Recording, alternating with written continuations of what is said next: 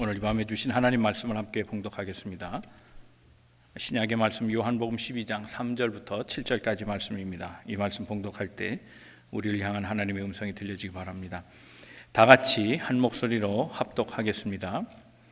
마리아는 지극히 비싼 향유 곧 순전한 나드 한 근을 가져다가 예수의 발에 붓고 자기 머리털로 그의 발을 닦으니 향유 냄새가 집에 가득하더라.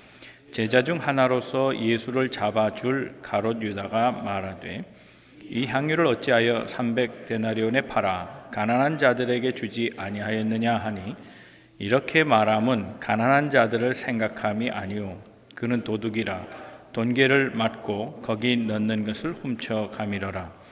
예수께서 이르시되 그를 가만두어 나의 장래한 날을 위하여 그것을 간직하게 하라.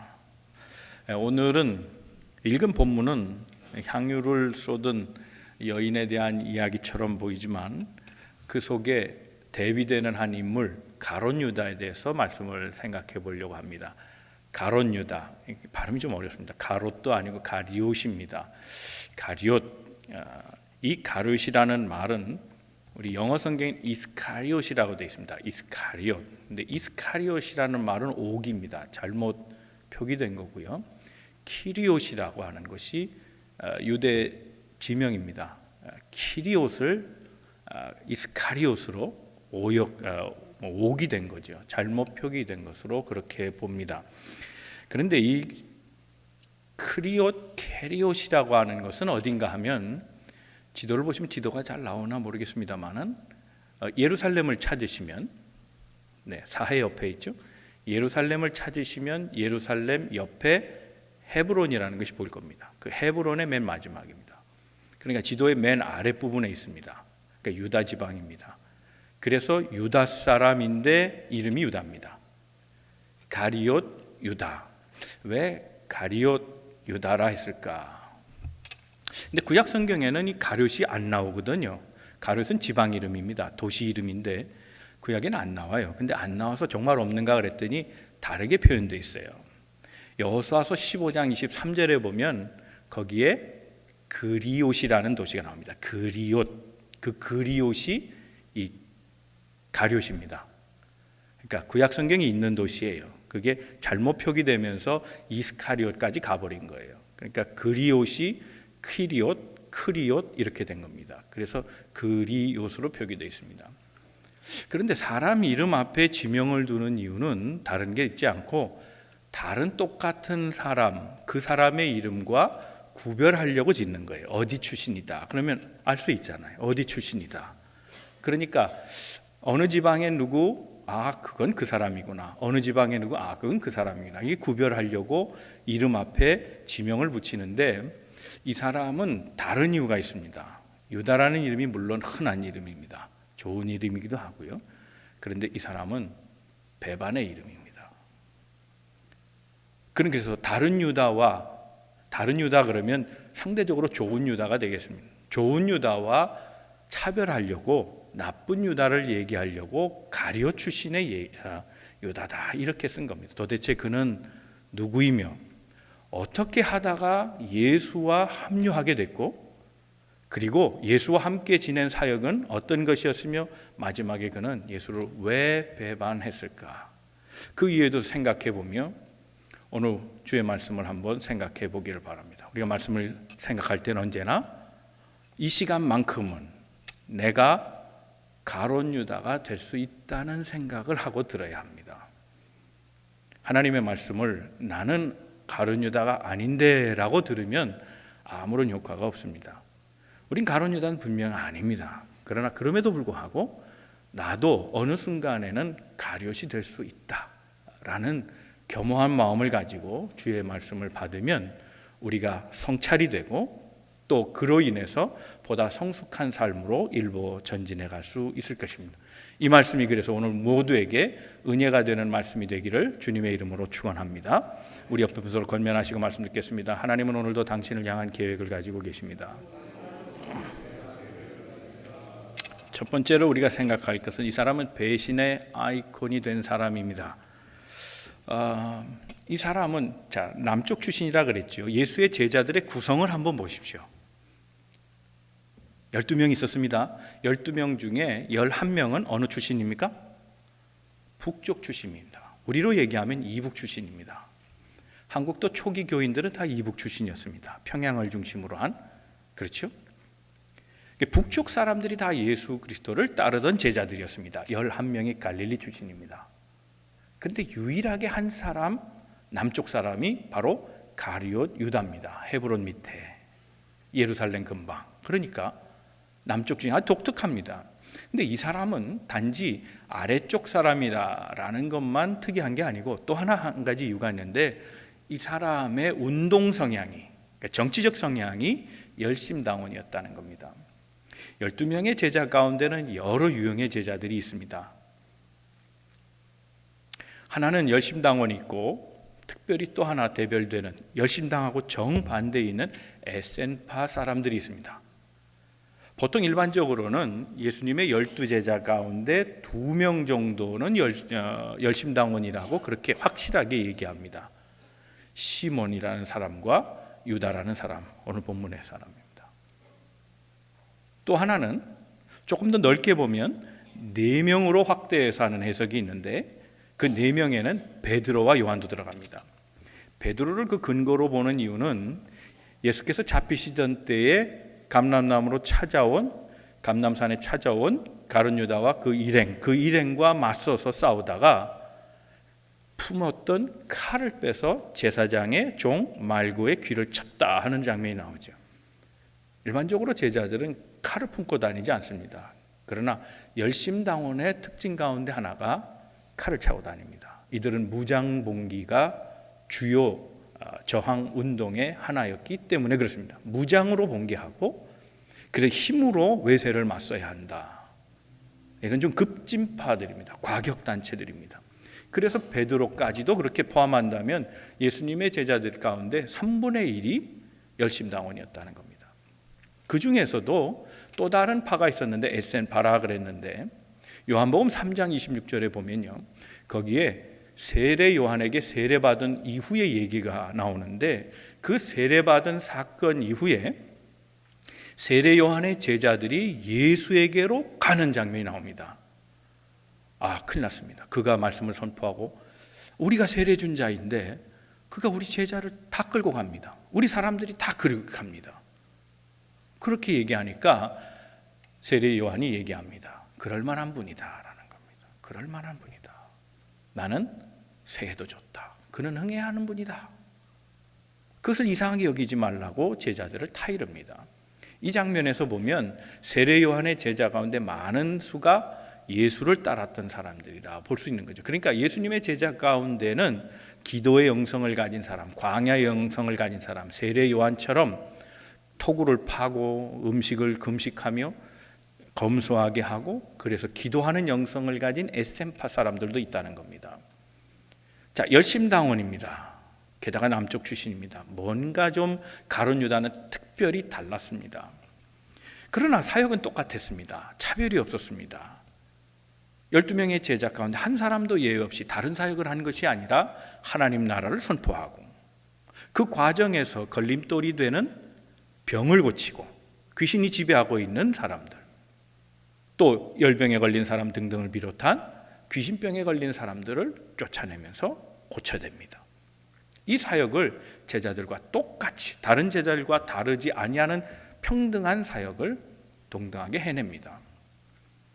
그러나 그는 마지막에 어쩐 이유인지 몰라도 후에 성경은 말하기를 사단이 그 마음에 들어갔다라고 얘기하는데, 그는 마음이 변해서 예수를 은30에 팔고 맙니다. 이후에 그는 배신의 아이콘이 됩니다. 유다라는 이름은 참 좋은 이름입니다. 잘 아시겠지만 유다라는 이름은 찬양하다입니다. 우리 방금 찬양이 끝났습니다만 찬양한다. 이거 삶의 얼마나 중요한 부분입니까? 일평생 이름처럼 찬양하고 산다는 건 굉장히 중요한 일인데, 이 가룟 유다 이전에는 창세기 29장에 처음 등장하는 유다, 아브라함의 네 번째, 야곱인가요? 네 번째 아들. 그래서 처음 등장한 이후로 다 좋은 사람들만 나옵니다. 제사장 출신도 많이 있고, 여러 개 족보로 보면 여러 유다들이 참 좋은 이유 나오고, 당대에도 이 유다라는 이름은 굉장히 갖고 싶은 이름이었습니다.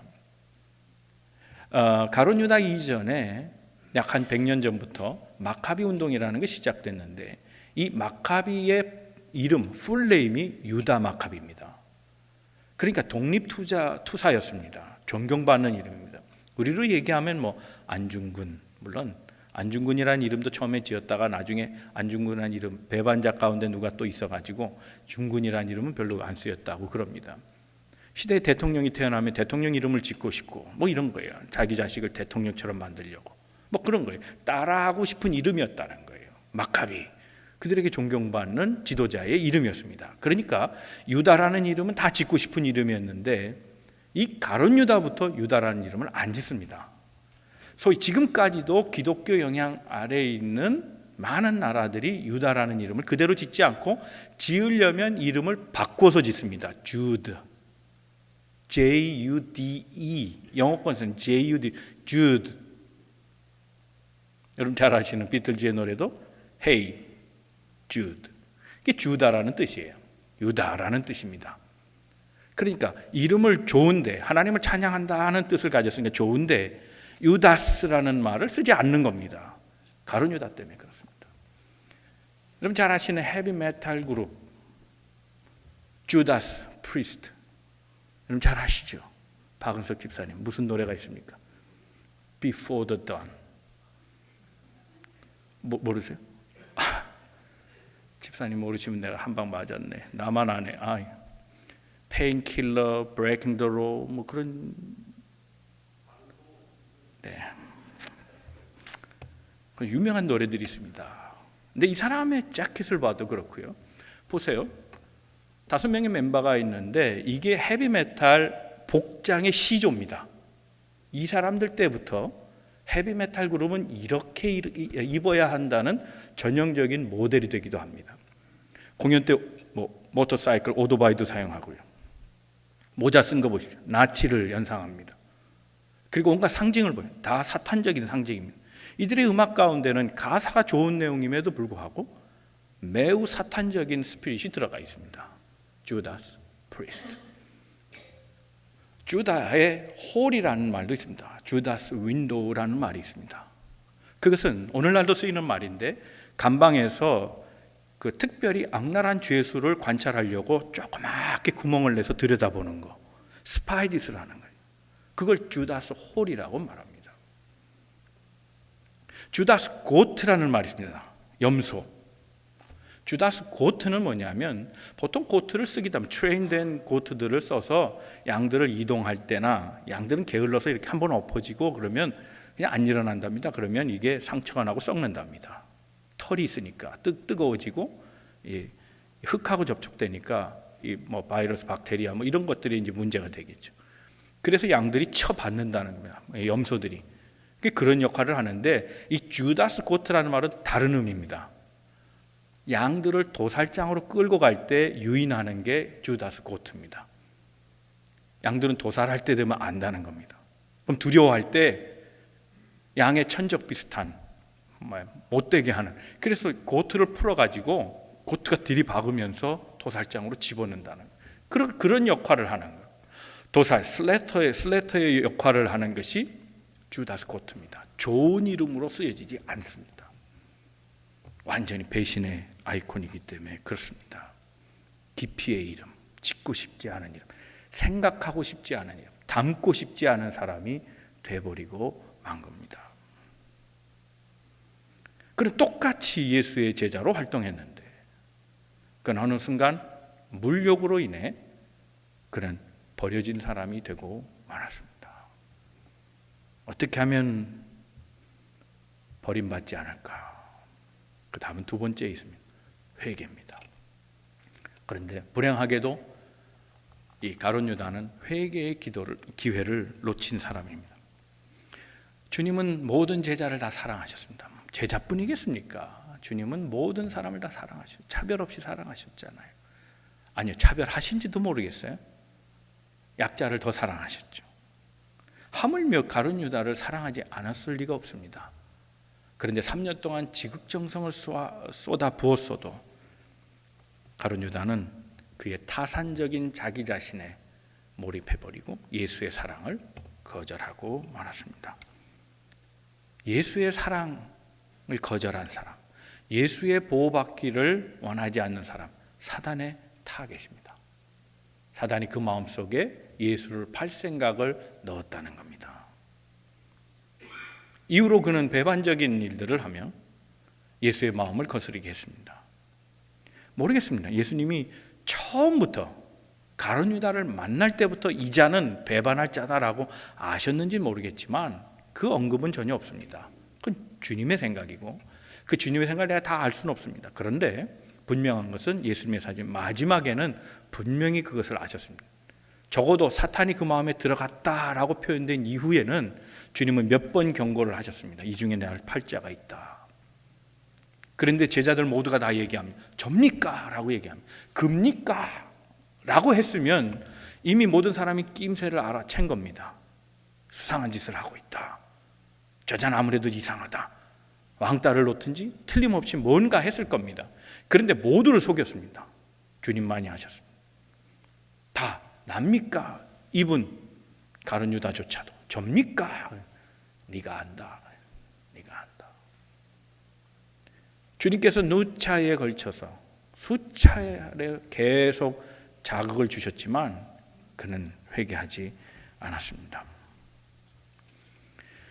여러분 제자들을 놓고 보면 어떻게 보면 마가복음의 입장에서 보면 제자들은 모두가 실패했다는 걸 얘기하는 겁니다. 가룟 유다만 실패한 게 아닙니다. 다 실패자입니다. 심지어는 베드로까지도 실패자 아닙니까? 베드로는 어쩌면 가룟 유다보다 더한지도 모르겠습니다. 그는 예수를 부인하고 저주까지 했습니다. 그러나 베드로와 가룟 유다의 근본적인 차이는 뭐냐? 회개에 있습니다. 베드로는 울면서 회개했습니다. 그런데 유다는 그렇게 하지 않았습니다. 그저 마음의 자극만 받았습니다. 자, 말씀드린 대로 가룟 유다는 은 30에 팔았다 그랬는데 왜 하필이면 은 30인가? 도대체 은 30은 어느 정도의 가치가 있는가? 성경에 출애굽기에 보면 21장 32절에 한번 같이 읽겠습니다. 시작. 소가 만일 남종이나 여종을 받으면 소 임자가 은 30세겔을 그 상전에게 줄 것이요 소는 돌에 맞아. 그러니까 우리가 그런 말 있잖아요. 개값 치렀다. 속값 치른 겁니다. 사람이 속값입니다. 남종이나 여종을 소가 치면 속값에 해당하는 것을 종에게 줍니까? 그러니까 노비의 대가가 노비 하나 죽는 거는 그죠? 소 한 마리 값하고 똑같은 거예요. 노비도 일꾼이고 소도 일하는 거고. 그러니까 소값으로 사람을 취급했던 겁니다. 그러니까 예수님은 노비값이에요. 이건 법이라는 거예요. 그게 법대로 줬다는 거예요. 예수는 그렇게 높여줄 자가 아니에요. 그래서 소처럼 취급됐고 남종이나 여종, 노비처럼 취급돼서 은 30으로 해결하려고 했던 겁니다. 겨우 그거 받았습니다. 그런데 양심의 가책이 있습니다. 여러분, 양심의 가책과 회개는 전혀 다른 겁니다. 우리가 guilty, shame 이런 거 그거하고 회개는 달라요. repentance는 삶이 바뀌는 걸 말합니다. 하나님께로 돌아가는 실천적 행위를 말하는 겁니다. feeling이 아니라는 겁니다. 많은 사람들이 회개할 때 feeling으로 끝입니다. 그래서 반복된 죄가 있는 겁니다. 그건 온전한 회개가 아닌 겁니다. 정서적 반응이 아니라 삶의 구체적인 결단과 변화가 있어야 진짜 회개라는 겁니다. 베드로는 거기까지 갔는데 가룟 유다는 거기까지 안 갔다는 겁니다. 그저 마음에 guilty만 느낀 겁니다. 그래서 은 30을 대제사장에 갖다 줍니다. 그러면 다 된 줄 알고 받았으니 돌려줬으니까 끝났다고 생각하는 겁니다. 일단 자기 사건은 거기로 끝나고 나는 예수를 죽이는 사건의 미수자로 끝일 거로 생각했습니다. 근데 재밌는 게 있습니다. 도둑이요. 원래 도둑인데 남의 집에 물건을 털으러 들어갔다가 미수에 그치면 죄인이 아니라고 생각한답니다. 떳떳하다고 생각해. 나 안 했어. 난 도둑이 아니야라고 생각한다는 거예요. 가룟 유다가 지금 그 모양입니다. 돈을 돌려줬으니까 난 죄가 없다는 겁니다. 그는 삶이 달라지지 않았습니다. 그는 회개 없이 목을 맵니다. 우리가 조금 글쎄요, 이게 좀 공부 겸 기억할 것은 가룟 유다가 목을 매서 떨어져 죽었다. 사도행전은 조금 더 악하게 얘기해요, 그죠? 몸이 배가 부풀렀다, 썩어가지고 말이죠. 막 부풀어서 막 냄새나게 막 커다랗게 막 썩어갖고 부글부글 해가 죽었다 그랬는데 초대교회는 이 가룟 유다를 더 나쁘게 봤어요. 그래서 아주 잔인하게 표현합니다. 여하튼 간에 사실은 그가 목을 맸다는 겁니다. 그리고 그 목을 맨 장소를 피밭이라 그랬는데 제사장이 던진 돈은 제사장들이 받았을까요? 안 받았을까요? 안 받았습니다. 그걸 성전에 다시 헌금으로 돌린다는 것은 이 돈은 더러운 돈이다 생각하고 그 돈을 밭을 사는 데 씁니다. 그 밭이 피밭이라는 아겔다마라는 겁니다. 근데 그 밭은 어떤 밭인가 하면 소위 우리로 얘기하면 홈리스들이 죽으면 그걸 묻어주는 무연고자에 대한 무덤, 그걸 만들었다는 겁니다. 근데 바로 그것이 가룟 유다가 자살한 것이 아니고 전혀 다른 곳입니다. 그건 오해가 있어서는 안 됩니다. 가룟 유다가 목을 낸 장소는 그가 3년 동안 세금으로 탈취한, 또 예수를 따라다니면서 착복한 돈으로 산 대농장입니다. 그래서 헬라 말에도 그게 분명히 다른데 그가 산 땅 대농장을 헬라어로 코리온이라고 말합니다. 그런데 대제사장이 샀던 그 땅은 아그로스라고 하는 것입니다. 아그로스는 작은 땅입니다. 여러분 은 30 갖고 소 한 마리 값 가지고 대농장을 살 수 있습니까? 가당치 않은 겁니다. 그러니까 전혀 다른 겁니다. 가룟 유다가 죽은 거는 자기 땅입니다. 자기 땅에서 죽었고 그 가룟 유다가 던져버린 그 돈을 가지고 그건 더러운 돈이다 그래서 따로 샀다는 겁니다. 따로 땅을 산 거, 작은 땅을 사고 그 땅에다가 사람들을 이제 무용고자들을 이제 무덤을 만들어 묻어줬다는 그런 얘기입니다. 전혀 다른 곳입니다. 그 사도행전 1장에 보면 그 가룟 유다의 죽음에 대한 얘기가 거기에 잠깐 언급되어 있습니다. 그러니까 이 복음서만 보면 잘 모르는데 사도행전은 그걸 분명하게 얘기해주고 있습니다. 그 다른 땅입니다. 여하튼간에 그는 모든 예수의 회개의 기회를 받아들이지 않았습니다. 그걸 받아들이지 않음으로 그는 종말이 비극적으로 끝났다는 겁니다. 여러분 우리가 하나님께서 마음을 주실 때 그때 즉시로 회개하는 영성이 필요합니다. 하나님께서 마음을 주실 때란 직접 계시도 있고 환상이나 그러나 간접 계시가 있습니다. 사람을 통해서 깨닫게 하실 때도 있고 중요한 것은 깨어있는 자, 기도하는 자, 하나님 말씀 붙잡고 있는 자는 반드시 성령을 통하여서 내게 그걸 조명해 주신다는 거예요. 그때 조그마한 느낌이라도 있으면 즉시로 회개하는 게 필요합니다. 회개는 정서적 반응이 아니라 그랬습니다. 필링이 아닙니다. 감정이 아닙니다. 고쳐가는 겁니다. 그래서 삶이 달라져야 한다는 겁니다. 사랑하는 성도 여러분, 주께서 마음을 주실 때 즉시로 변화의 역사가 일어나는 믿음의 성도들 다 되시기를 주님의 이름으로 축원합니다. 세 번째 생각할 것은 주님이 기억하는 사람 따로 있다는 겁니다. 자, 유다하면 기억되는 것 정리해 보면 어떤 게 있을까요? 그는 후한무치의 사람이잖아요. 그렇죠? 그는 마음 뻔뻔한 사람이에요. 그리고 주다에 관계되는 또 다른 명칭이 있다면 주다스 키스라는 말이 있잖아요. 그건 유명한 말이에요. 주다스 키스. 예, 척하는 사람들, 속은 검으면서 아닌 척하고 그런 사람들 말이에요. 그 유다의 키스예요. 예수를 팔고도 아닌 척하고 예수를 반가운 것처럼 키스했다고요. 그게 신호가 돼서 대제사장이 저자가 예수구나 알고 찾아온 겁니다. 그래서 예수를 잡아 포박해 끌고 가는 거예요. 뻔뻔한 사람입니다. 아주 아무렇지도 않게 그렇게 범죄한 사람이 가룟 유다입니다. 더 나아서 그는 재리에는 밝았지만 영적으로는 어두운 사람 아닙니까? 그렇잖아요. 돈 되는 데는 밝혔어요. 오늘 본문 읽은 데도 돈 얘기가 나오잖아요.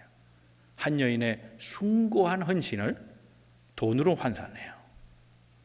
이게 큰 돈인데 이걸 왜 이렇게 없애는가? 맞는 말을 하죠. 맞는 말을 한다고 다 옳은 말은 아니에요. 다 좋은 말도 아니고 진리도 아니에요. 속셈은 다를 수 있기 때문에 그런 거예요.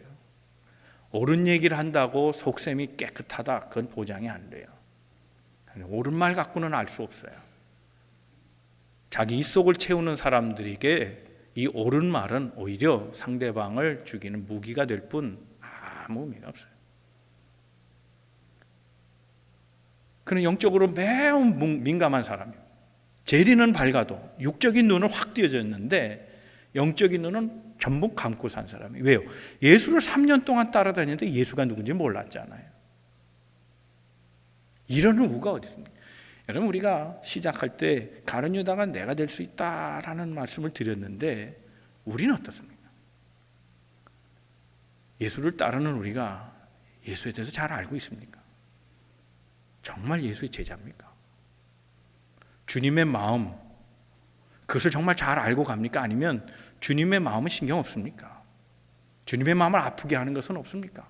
그러면서도 아무렇지도 않게 신앙생활을 하고 내 이익만 생각한다면, 참 제가 기도 시간이 늘었어요. 많이 기도 좀 많이 내주셔가지고 아주 제가 요즘 힘들어요. 아주 기쁘게 기도하고 있습니다. 근데 이 기도 내용 가운데 어떤 분이 그렇게 하셨어요. 올해는 제가 예수의 이름으로 제 이익을 얻지 않게 해주시옵소서. 그렇게 쓰셨어요. 제가 성함은 안 밝힙니다. 그분 그럴 분은 아니에요. 그런데 그렇게 쓰셨더라고요. 정말 그럴 분은 아닌데 그런 말을 쓰시고 그럴 것 같은 사람 그걸 모르더라고요. 그게 우리 문제 아니에요? 예수의 이름으로 덕보지 않게 해주시옵소서.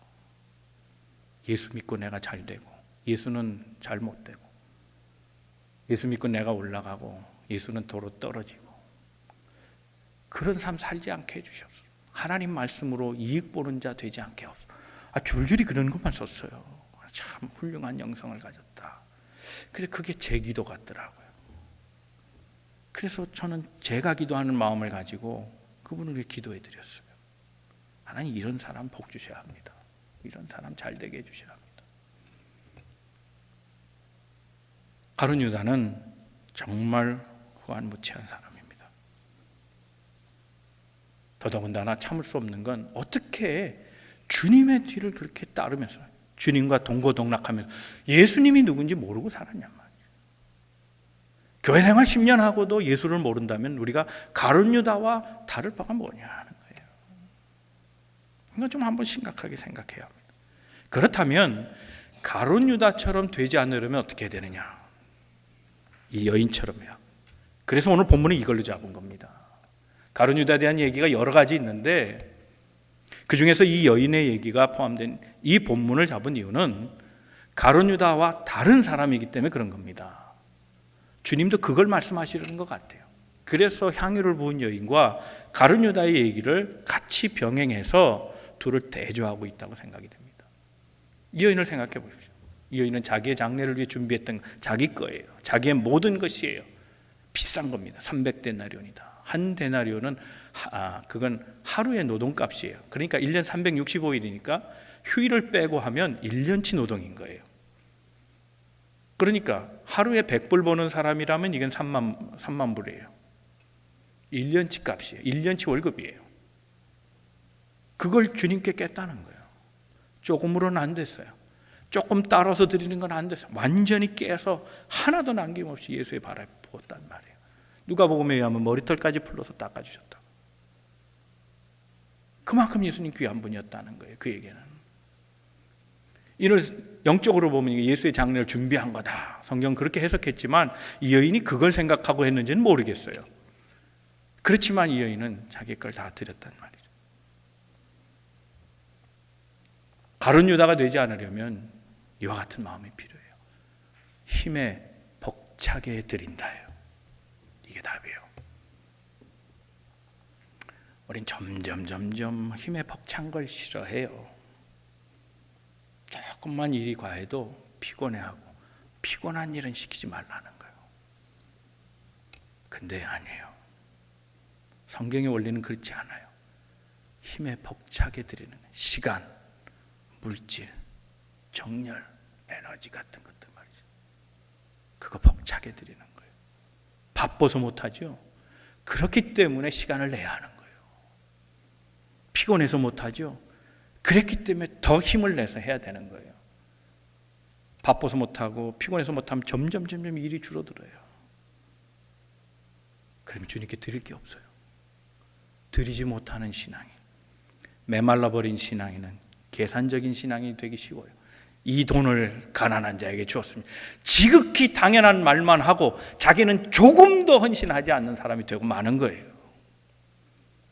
말 같은 말, 누가 봐도 긍정해야 되는 말, 누구도 반박할 수 없는 말을 해요. 이 돈은 가난한 자에게 줘야 된다. 맞는 말이에요. 예수님도 그걸 인정했어요. 말하지 않았어요. 뭔 소리냐, 이게 더 중요하다, 그렇게 얘기하지 않았어요. 주님 뭐라 하셨습니까?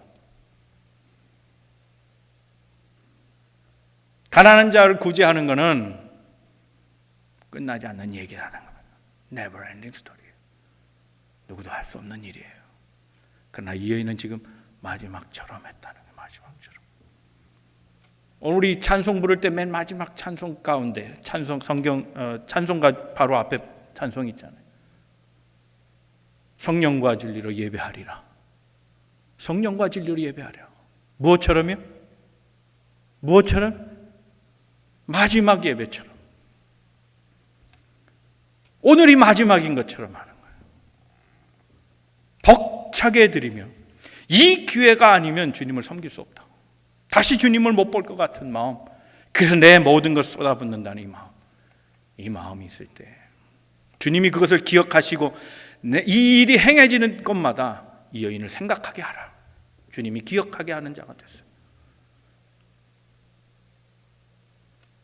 가룟 유다는 잊혀진 자입니다. 아니, 생각하고 싶지 않은 사람이 됐습니다. 그러나 이 여인은 기억하고 싶은 사람이 된 거예요.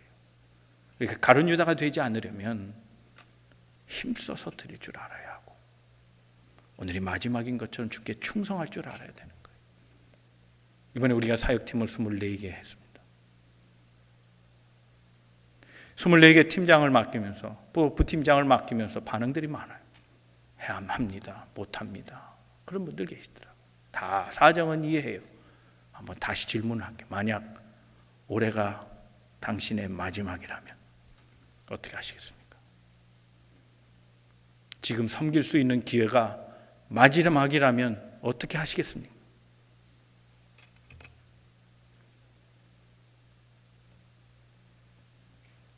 미루어 줄여서 내 바닥을 치고 이익만 생각하고 편한 것만 찾아가면 그러다 나도 몰래 가룟 유다가 될 수 있다는 사실을 알아요.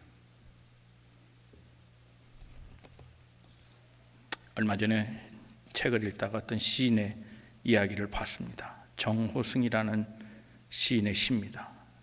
제목이 어느 벽보판인데 이렇게 써 있습니다. 현상 수배범, 전단지 사진 속에 내 얼굴이 있다. 안경을 끼고 입꼬리가 축 처진 게 영락없이 내 얼굴이었다. 내가 무슨 대죄를 지어 나도 모르게 수배되고 있는지 몰라 벽보판 앞을 평생을 서성이다가 마침내 알았다. 당신을 사랑하지 않은 죄. 당신을 사랑하지 않고 늙어버린 죄.